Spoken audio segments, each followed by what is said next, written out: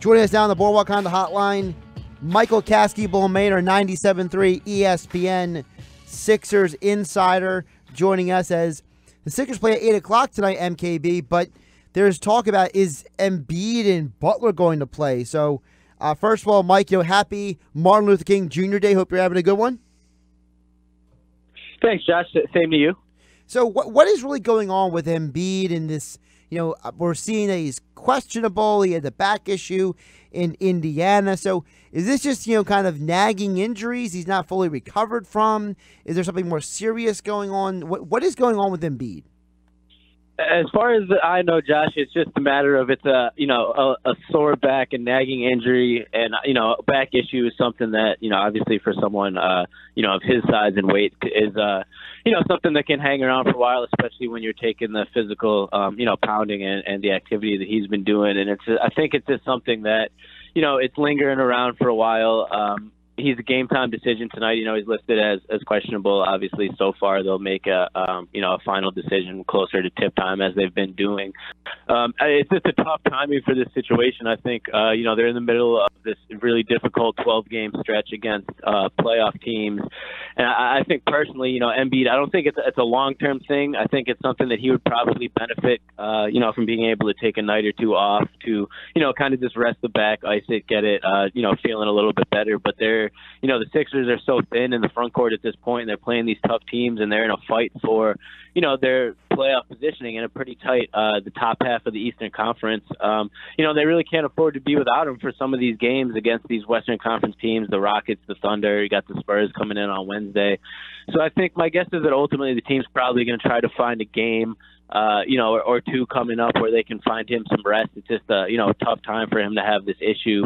But obviously, as it has been in the past, his long-term health is what's most important to the franchise. And the fact that he's been out there playing through this, I think, tells you that, it's not a big concern long-term to him or the organization. When you look at Embiid, and I want to say this right because I want to accuse him or not accuse him of the Sixers of anything, but last year he was pretty healthy for the entire year, except for getting smashed in the face by accident by Markelle Fultz.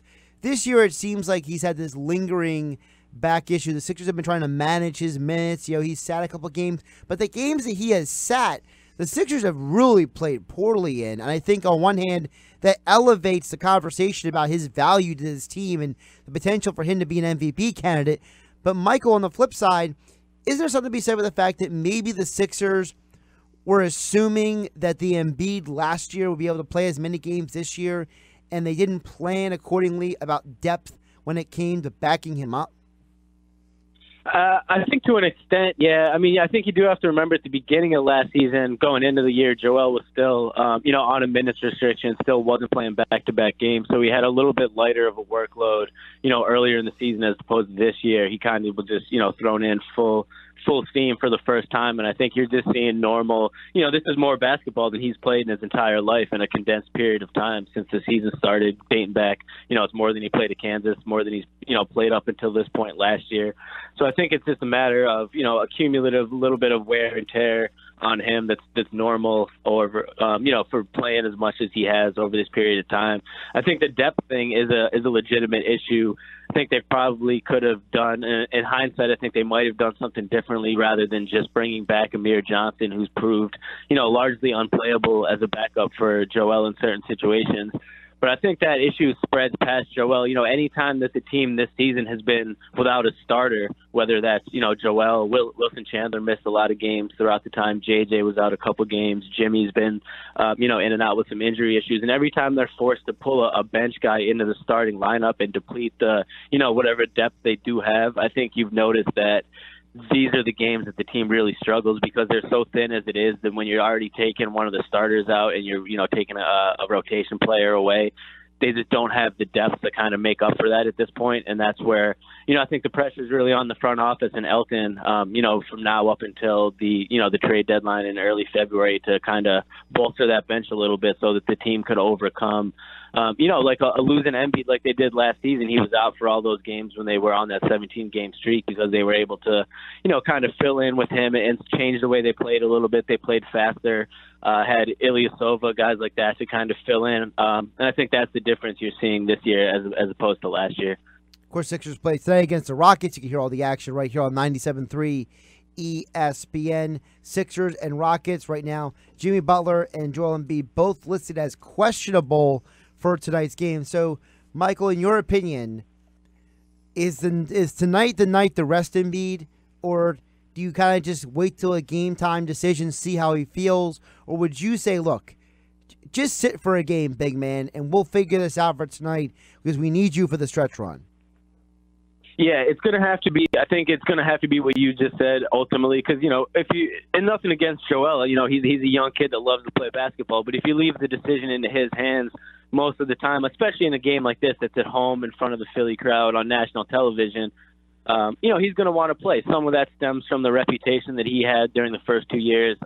Unfounded, of course, but, he was injured and unable to play, and he heard, that nonstop. And I think ever since then, he's really wanted to basically every chance he has to get out there, whether he's hurt or not, to kind of, dispel that, and also just to put on a show for the crowd. So leaving the decision up to him, it's not surprising that he's making the decision to play. I think if it's an issue that keeps lingering, ultimately, like you said, Josh, one of the athletic trainers or the coaching staff is going to have to step in and say, like, listen, Joel, we appreciate that you want to play, and of course we are much better with you out there, but we're thinking about, April, May, and hopefully potentially June at this point in time, and your long-term health is more important than this Monday game against Houston or Wednesday game against San Antonio, as much as you want to play.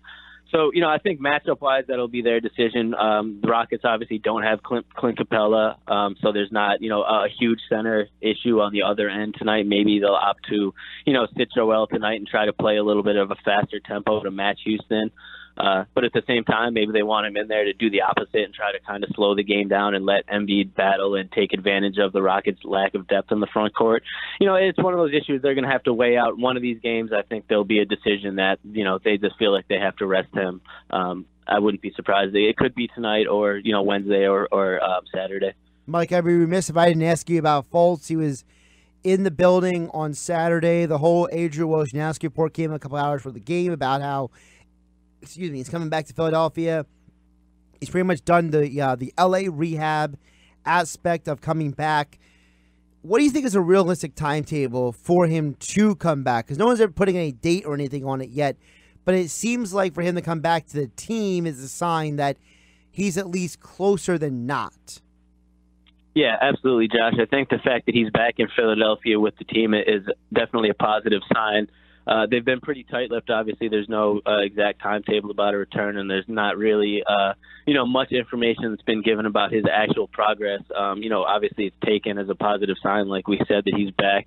If I had to guess, I think a realistic, a date to put out there as a potential return, this is just me guessing, would be after the All-Star break. I think that would be obviously, a time where the team's off already and he could kind of come back in, and it would give him enough time on the back end of the regular season to get, kind of reacclimated to the team and get whatever his role is going to be at this point, kind of get refitted with the team, how it is at this point in time compared to when he left. That would give him, 20 some odd games, closer to 30 maybe, to just kind of get ready for a potential playoff run. Too much later than that, I think you run the risk of maybe messing up chemistry and trying to force things if he's not able to return before then. So I would say right around after the All-Star break would be a reasonable time to maybe expect him to return, if he is going to return at all this season, which I think, he is, his representatives have certainly said that he hopes to. And, Brett Brown, when we got to talk to him on Saturday at the Thunder game, said, something similar, of course, that they would hope and would like to have Fultz back into the fold this season if possible. So, that's obviously going to be something to keep an eye on. But my guess would be, right around and after the All-Star break. For those who don't know, the NBA All-Star break, the 15th to the 17th, talk about February 18th and forward is what Mike is talking about for a Fultz potential return. Mike, one more before you, and I appreciate your time here on the Boardwalk kind of hotline on 97.3 ESPN. There's a lot been talk about the buyout market, potentially, because the NBA trade deadline is very early again this year. So I think for some people, they're not going to want to force something when they don't want to force it. Two names have been brought up a lot, Jamal Crawford and Trevor Ariza. Crawford was tied to the Sixers all summer long, but just didn't happen because the Jared Bayless contract was on the books, and Ariza is a guy that I know I'm one of the people who have been screaming from the rooftops about how I love to see him in a Sixers uniform. How much of a viable possibility are those two names for Philadelphia in the buyout market? I think they're definitely viable, Josh, obviously depending on what happens with their respective franchises. Trevor Ariza is obviously a guy that the Sixers have had their eyes on. They didn't, they weren't able to make the move to acquire him from the Suns earlier this season. But like you said, he would be a great fit off the bench for the team. I think the front office certainly recognizes that. There's a few other guys. Obviously, Robin Lopez with the Chicago Bulls would be a guy that would address something that you and I discussed earlier in terms of, times where Joel could use a rest and there's no, really serviceable big guy if they're trying to continue this style of play. I think Robin Lopez is a guy that could potentially plug in and play a similar role. Jamal Crawford is another guy who has, publicly said that he would be happy to play with the Sixers. In the past, he loves Ben, loves the idea of playing with Ben and Joel. And he probably would prefer to play with a contender than obviously where he is. Right now, that's another guy. J.R. Smith, I don't think the Sixers would have interest in him, but he's another one that's kind of, exiled from the Cavs right now. Come on, Mike, don't scare people like that. I'm just saying he's a guy that's out there that would potentially, fill a need in terms of a bench shooter. And then, of course, to scare people a little bit more, there's obviously Carmelo, who's, still out there. That's right. That'll scare people more. You're right. So I mean, I think the Sixers are going to be somewhat open to taking that chance. And I'm not. This isn't a report. I'm not saying they're going to go after those guys, but they have a hierarchy that's established at this point. With they have Joel, they have Ben, they have Jimmy, they have JJ. They have these guys that have kind of established the culture. So I don't think that a guy like J.R. Smith, I don't think that his baggage would necessarily offset what he would bring to the team if they were interested in a guy like that. But, I definitely think they're going to be active in that market, probably more so than even in the trade market, just based on the fact that, their assets at this point are limited, and the assets that they do have, they'll probably want to hold on to go into the offseason, to try to maybe add more pieces to their core that they have. So I definitely think that just like last year, they'll be, all over the buyout market. And it really just depends on, what shakes out in terms of the prospects that are, away from their teams. You can follow him on Twitter at @TheRealMikeKB. Michael Kaskey-Blomain or 97.3 ESPN.com. Sixers Insider joined us here on the Boardwalk Honda Hotline. Mike, appreciate your time and enjoy the game tonight. Thanks, Josh. You too, man. Have a good one.